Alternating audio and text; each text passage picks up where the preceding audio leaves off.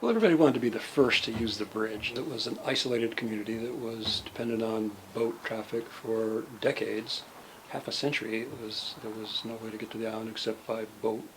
It brought vehicles to the island before, and it changed the pattern of roads on the island. Basically, all the roads on the island went to these road end things at the waterfront, which are still here today. And access to the shore was very important. The interior wasn't developed with roads. I think there were a lot of people on the island who appreciated the hominess of the island, that the bridge was a gateway for foreigners to invade our lovely space. And there were people that just wanted more connectivity with the world and kind of welcomed it coming.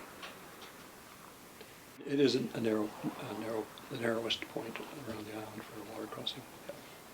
Everything else would have been a stretch for the technology, unless they went to like a floating bridge.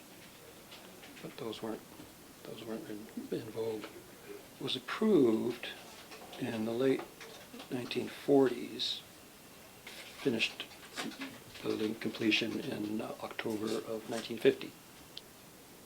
Originally there wasn't enough traffic crossing it to pay for the fare, and the fare was low. At the time it was 50 cents or something. And I think it was canceled in less than a year. There was an older car, it was a Model T. They got it up to the bridge at a critical time before the bridge was open at all. The surface wasn't even down. There were just kind of planks down over the framing, and they managed to get the vehicle across, back and forth on the bridge.